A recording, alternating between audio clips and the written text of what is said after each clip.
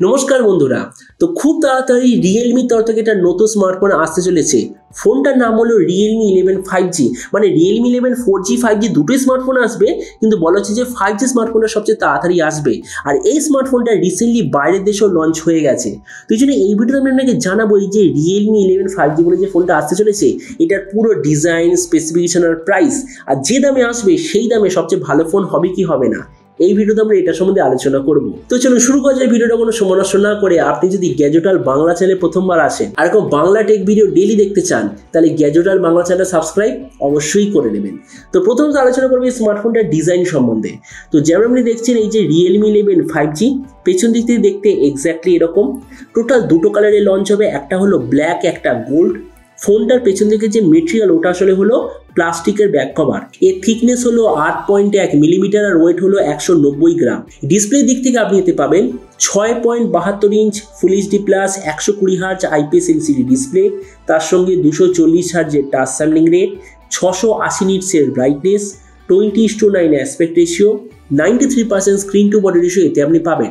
তো আপনি সোজা কথা বলতে গেলে প্রাইস পয়েন্ট হিসেবে এই যে ডিসপ্লেটা ঠিকঠাক আছে।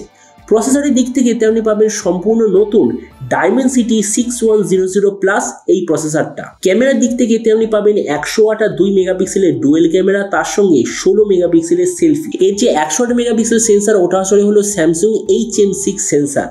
এই যে স্মার্টফোনটা বাইরের দেশে তো শুধুমাত্র একটাই ভেরিয়েন্টে লঞ্চ হয়েছে যেটা হলো 8/256 GB, কিন্তু আমি এক্সপেক্ট করছি যখন এটা বাংলাদেশ ইন্ডিয়া এইসব জায়গায় লঞ্চ হবে আরও অনেক কটা ভেরিয়েন্টে লঞ্চ হবে। এর র্যামের কোয়ালিটিটা হলো LPDDR4X, মেমোরিতে আছে UFS 2.2 আর তার সঙ্গে ডেডিকেটেড SD কার্ড স্লট মানে যেটাকে আমরা বলি 2+1 কার্ড স্লট। আর এই ফোনটার সঙ্গে আপনি 8GB অবধি ভার্চুয়াল র্যামও পাবেন। ব্যাটারির দিক থেকে আছে 5000 mAh ব্যাটারি, 67 ওয়াটের চার্জার আর USB Type-C কানেক্টিভিটি। তো এবার এই স্মার্টফোনের বাকি কিছু ফিচার হলো যেতে আপনি পাবেন Android 13 out of the box, 3.5mm jack, single speaker আর তার সঙ্গে থাকবে সাইড মাউন্টেড ফিঙ্গারপ্রিন্ট সেন্সার। তো এবার সবচেয়ে মেইন জিনিস ফোনটা কি দামে লঞ্চ হবে আর কবে লঞ্চ হবে। তো দেখুন কবে যদি বলতে তো আমার মতে মনে হয় সেপ্টেম্বর মাসের মধ্যে লঞ্চ হয়ে যাওয়ার কথা। আর এরকম যদি প্রাইস সম্বন্ধে বলি তো প্রাইস এখানে সম্পূর্ণ অন্যরকম। এর যে 8/256 GB ভেরিয়েন্ট বাইরে দেশে যে লঞ্চ হয়েছে আমরা যদি ওই প্রাইসটাকে ইন্ডিয়ান রুপিসে কনভার্ট করি প্রাইস হবে 23 থেকে 24 হাজার টাকার মধ্যে। আর আপনি যদি বাংলাদেশ থেকে দেখে থাকেন তাহলে বাংলাদেশে লঞ্চ হওয়ার কথা 33 থেকে 34 হাজার বাংলাদেশি টাকার মধ্যে। আর আমার মনে হয় না যে এই দামি স্মার্টফোনটি ইন্ডিয়া বা বাংলাদেশে লঞ্চ হবে, কেননা এর অনেক কটা লোয়ার এডিশন লঞ্চ হবে আর এই দামে তো লঞ্চ একদমই হবে না, মানে হলে কেউ নেবেও না আমি গ্যারান্টি দিতে পারি। তো এই জন্য আমার মতে মনে হয় এই স্মার্টফোনটি ইন্ডিয়ান মার্কেটে লঞ্চ হওয়ার কথা 15,000 ইন্ডিয়ান টাকার আশেপাশে। আর আপনি যদি ভিডিওটা বাংলাদেশ থেকে দেখে থাকেন তাহলে বাংলাদেশিটা লঞ্চ হওয়ার কথা 25,000 বাংলাদেশি টাকার আশেপাশে। তো এবার সব ভিডিওর মধ্যে আপনাকে জানাবো এই যে স্মার্টফোনে যে আসতে চলেছে তো এই দামে এটা কি সবচেয়ে ভালো নাকি এর চেয়ে বেটার অন্য কোনো ফোন অ্যাভেলেবেল আছে। তো দেখুন এই মুহূর্তে এটার সঙ্গে একটাই স্মার্টফোন কম্পিটিশন করবে, সেটা হলো Infinix Note 35G। তো আমরা যদি ওটার সঙ্গে কম্পেয়ার করি প্রথমত ডিজাইন এইটা সম্পূর্ণ পার্সোনাল ব্যাপার, আমি এখানে কিছুই বলবো না।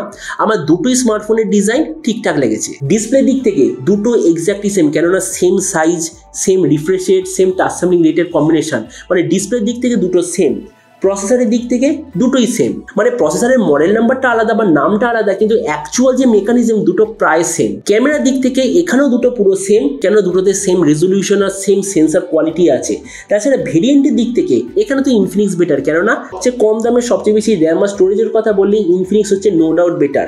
তাছাড়া চার্জারের দিক থেকে Realme বেটার, কেননা 67 ওয়াটের চার্জার, ইনফিনিক্স আপনি পাবেন কত 45 ওয়াটের চার্জার।